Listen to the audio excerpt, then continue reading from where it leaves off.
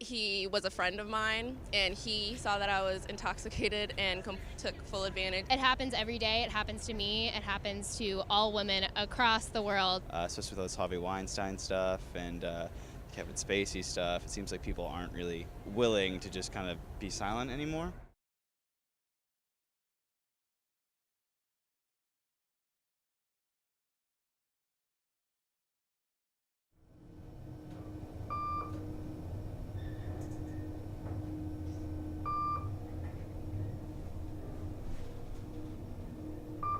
First floor.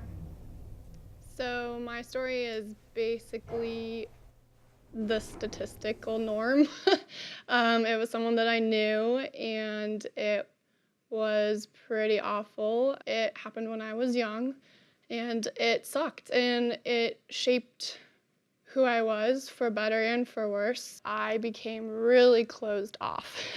As with most people that this sort of thing happens to, you don't want intimacy of any kind. You don't want people touching you. You don't want people even getting emotionally close to you. It either hurts too much or you're scared that something like that might happen again. Sexual assault is any sexual activity without the consent of all participants. Sexual assault can be anything related to alcohol-facilitated assault, acquaintance rape.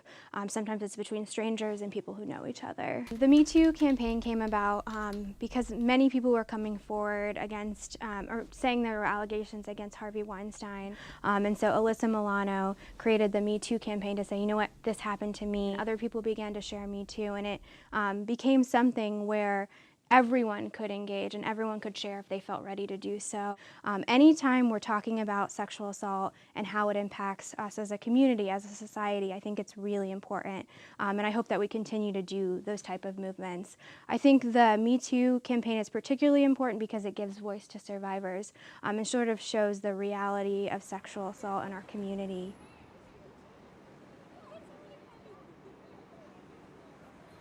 Since it was an online campaign, my fear is that it sort of died down the same way the hashtags do. I think it would maybe take a while to actually change something.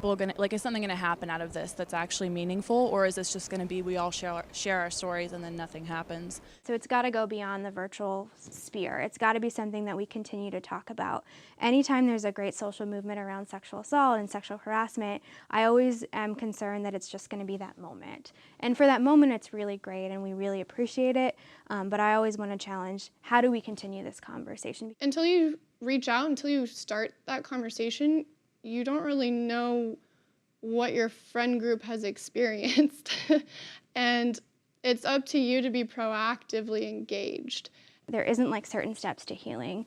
Healing isn't linear. It's really a process that is individual to you and what you need. People need a variety of things. And if you want to talk through the situation, if you want to process, if you want to talk about coping, counseling can be a great resource. So some people really will engage with their church, or they'll engage with the arts, or they'll write, or they'll engage with fitness. Whatever that is for that person, that can be really healing. Yeah, so the tattoo, it's a little bit cartoony because when I was sexually assaulted, it happened at a young age, and I wanted to kind of honor that. It's half black and white, half color.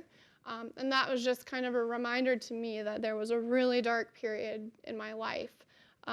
But that I did end up getting over it, and there was color that came back into my life. There was joy that came back into my life.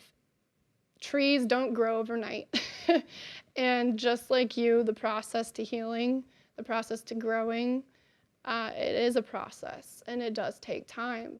For people who have been sexually assaulted and who maybe haven't spoken to anyone yet, I know how scary it can be. It took me a very long time to talk to anyone about it. I just want you to know that making that step, making that decision to share it with someone, it is something that really does move you in the right direction. You might not think it now, you might not feel it now, you might be like, this bitch is crazy, like she doesn't know what I've been through.